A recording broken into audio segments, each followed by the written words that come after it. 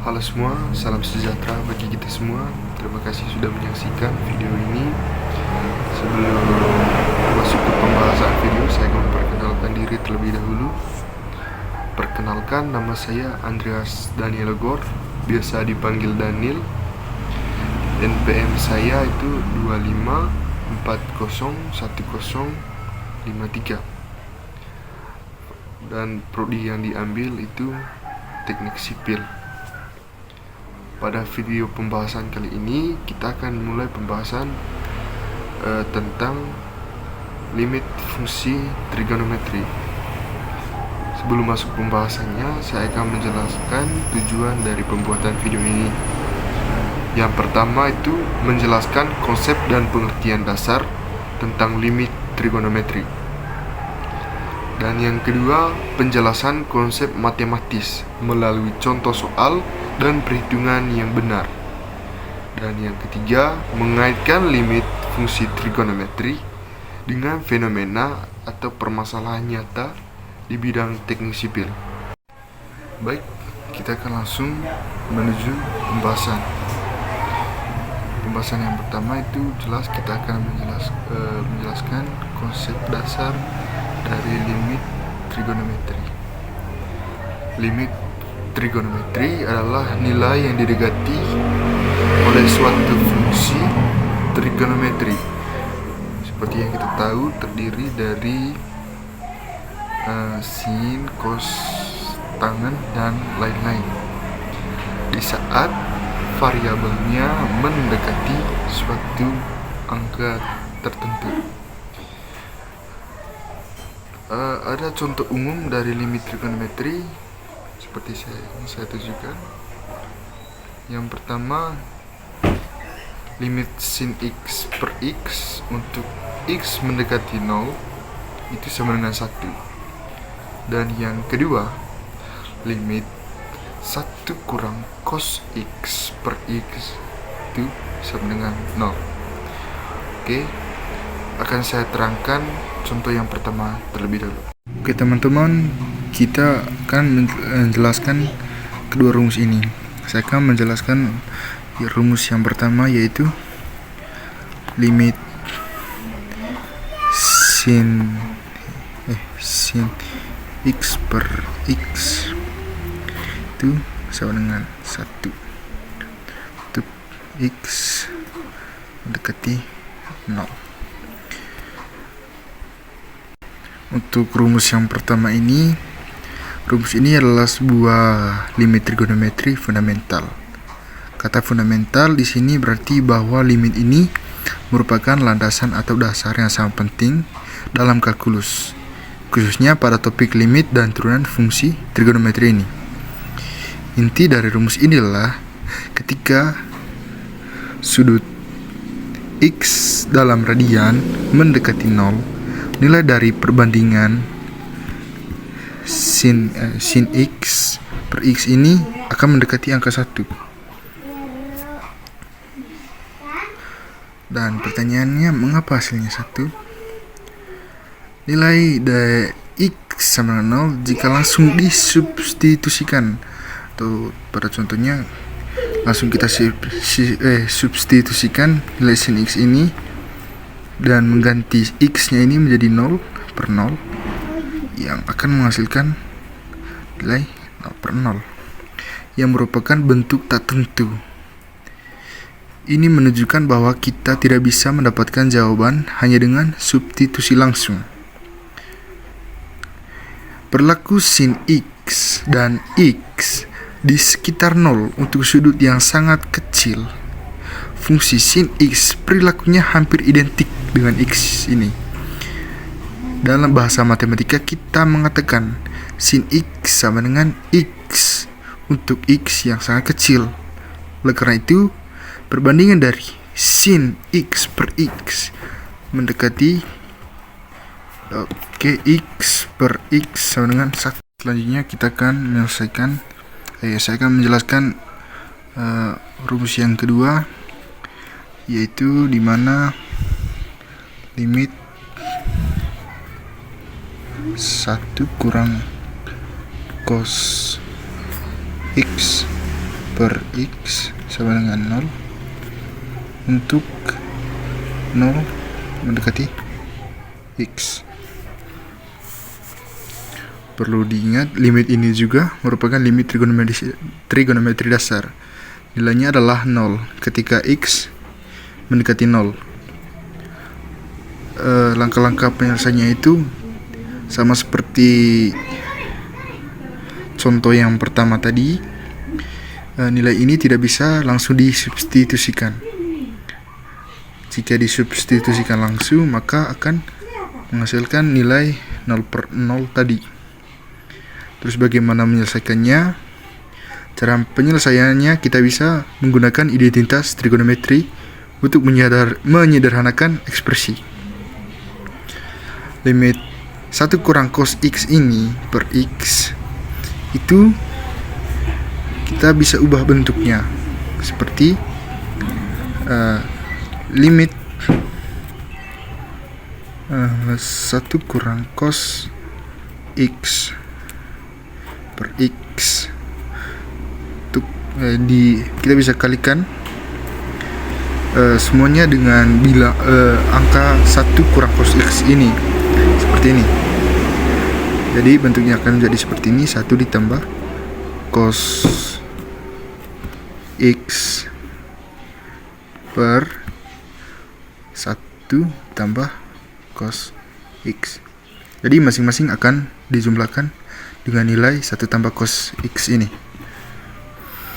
Oke, kita akan langsung kalikan dan rubah bentuknya lagi seperti limit 1 kurang, karena angka di atas ini terdapat 2 cos X, maka akan dituliskan cos kuadrat X per X ini kita akan kalikan dengan nilai 1 tambah cos X. Jadi bentuknya seperti X dikali 1 ditambah cos X.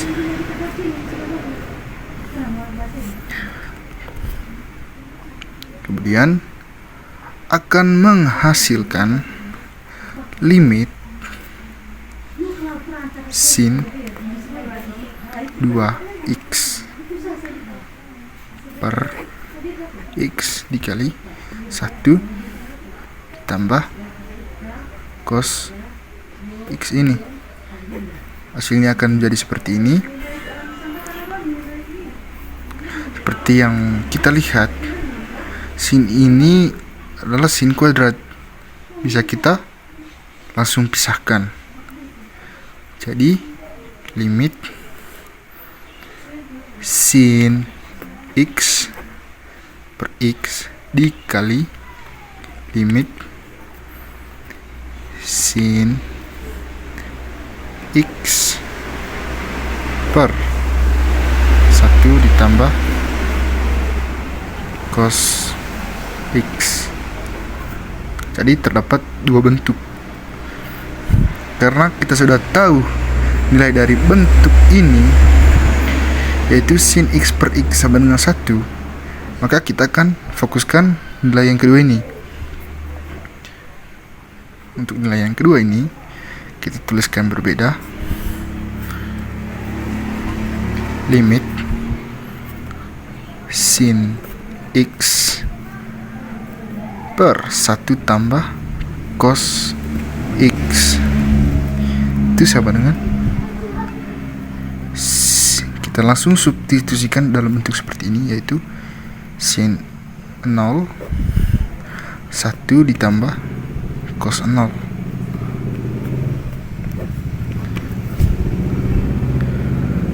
Yang menghasilkan bilangan 0 1 ditambah cos 0 itu adalah 1, yang menghasilkan 0 per 2,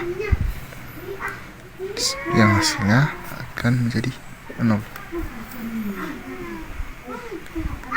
Kira-kira seperti itu untuk penyelesaian rumus yang kedua. Oke, selanjutnya kita akan menuju contoh soal. Kita akan tuliskan limit sin 5x per x untuk x mendekati 0. Dalam bentuk ini kita ingin menggunakan rumus yang pertama tadi, yaitu sin x per x sama dengan 1 untuk x mendekati 0. Tapi perlu diperhatikan bahwa sudut sinnya itu ada bentuk 5x, sedangkan penyebutnya itu x. Jadi caranya bagaimana? Kita akan kalikan pembilang dan penyebutnya dengan 5. Seperti limit sin 5x per x untuk x mendekati 0 dalam bentuk langsung saja kita akan kalikan dengan 5, pembilang dan penyebutnya itu kita kalikan dengan 5, maka akan menghasilkan bentuk yang selanjutnya, itu limit 5 dikali sin 5x per 5x. Bentuk selanjutnya akan berubah jadi seperti ini, tapi untuk x mendekati 0. Sekarang kita punya bentuk 5x per 5x. Jadi kita substitusikan sekarang. Untuk ini menjadi, pindahkan 5 yang ada di sini ke depan, akan menjadi bentuk 5 dikali limit sin 5x per 5. Jika sudah berbentuk seperti ini, maka akan menghasilkan 5 dikali 1 yang menghasilkan ke-5. Jadi penyelesaian dari contoh soal yang pertama itu kan jadi seperti ini. Oke, dari penjelasan saya tadi kita dapat menyimpulkan atau menghubungkan penggunaan limit trigonometri ini dalam contoh kasus yang sering terjadi dalam bidang teknik sipil. Limit trigonometri sering muncul saat kita menghitung kemiringan, perubahan kecil sudut, panjang dan lengkung, dan getaran suatu struktur. Dalam teknik sipil, limit ini membantu menganalisis kondisi yang mendekati nilai tertentu. Misalnya, ketika sudut sangat kecil mendekati 0 derajat, atau ketika panjang elemen struktur sangat pendek. Oke teman-teman, mungkin sekian video pembahasan saya kali ini. Mohon maaf jika ada kesalahan kata yang kurang berkenan di hati teman-teman, atau kekeliruan data dari yang saya jelaskan tadi. Semoga video ini dapat bermanfaat bagi teman-teman dan dapat dipahami. Sekian dan terima kasih.